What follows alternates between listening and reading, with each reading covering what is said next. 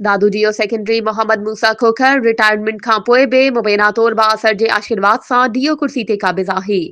इन हवाले सां वधीक तफ़सील ॾियण लाइ असां सां वीडियो लाइन ते मौजूद आहे दादूमा CN न्यूज़ जो रिपोर्टर रब्बानी बलोच। जी रब्बानी बलोच, छा तफ़सील आहिनि? जी बिल्कुलु, जीअं मां तव्हांखे ॿुधाईंदो हलां त दादू में अंधेर नगरी चरबल राजा जो राज बिल्कुलु हली रहियो आहे। सिंध जा ॿिया बि ज़िला आहिनि, पर दादू में इहो राज अञा ताईं बि बरक़रार आहे। डीओ मोहम्मद मूसा खोखर रिटायर डीओ आहे। सेकेंडरी मोहम्मद मूसा खोखर जेको 15 डिसंबर ते रिटायर थी, वरी जाली कूड़ा डॉक्यूमेंट्स खणी ऐं हींअर ताईं बि जेका सो डीओ वरी कुर्सी ते क़ाबिज़ आहे। अफ़सोस सां चवणो पए थो त उर्दू में हिकिड़ी मशहूरु कहावत आहे, जिसकी लाठी तिसकी भैंस, उहे ॿुधंदासीं। हींअर सां उहो जेका सो कहावत ॾिसी रहिया आहियूं।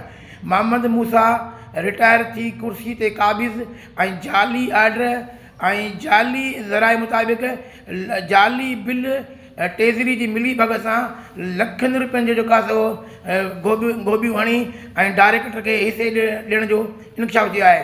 ताज़ो 7 जनवरी मोहम्मद मूसा अलाए केतिरियूं बदिलियूं कयूं आहिनि ऐं बदिलियूं ॾियण सां जाली आर्डर ॾियण जो बि इंकशाफ साम्हूं थियो आहे। दादू में जेके समाजी अॻवान ऐं सुन्नी राब्ता एक्शन कमेटी वारनि दोस्तनि ऐं जेका सो कल्ह हिकिड़ी मीटिंग कोठाई, उन हिकिड़ो ऐलान कयो आहे त असां जो जेको सेक्रेटरी एजुकेशन ज़ाहिद अब्बासी या जेका सो एजुकेशन मिनिस्टर सरदार शाह खे अपील कयूं था, अगरि इन ॻाल्हि ते एक्शन न खयो आहे, इन खे न हटायो वियो त असां अण ऐलानियल मुद्दत जेका सो मुज़ाहिरो कंदासीं। जी महिरबानी रब्बानी बलोच, तफ़सीलन खां आगाह करण जे लाइ। वधीक ख़बरुनि ऐं अपडेट्स जे लाइ असांजे चैनल खे सब्सक्राइब कयो ऐं हा, बेल आइकन खे प्रेस करण न विसारिजो त जीअं असांजी हर नई अचण वारी वीडियो तव्हां ताईं पहुची